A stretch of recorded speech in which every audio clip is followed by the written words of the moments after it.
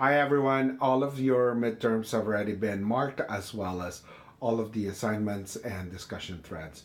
So if you are missing any mark that your classmates have already marked with, that have a mark, then email me because then I want to make sure that you're all current and ready for next week.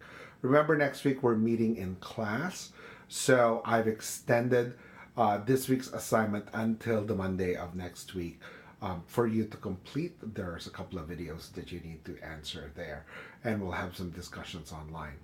For the midterms, the only thing that I wanted to remind everyone is when it comes to the current ratio and quick ratio discussion, you are actually comparing two values, not dividing them.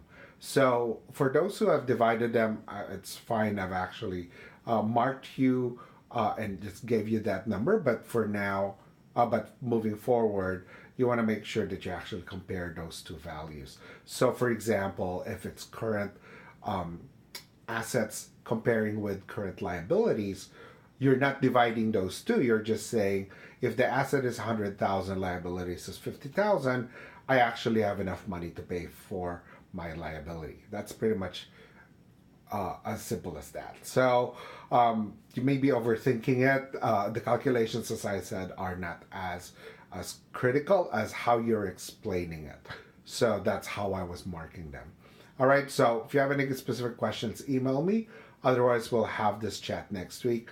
I think there's a survey coming up next week as well, coming from the school, which is like a school survey where we're going to go through that because that might be a requirement. But other than that, we'll have the class as planned. So you want to make sure that you're current with your chapter reading for that one. It is posted online, and I'll see you next week. Have a good night.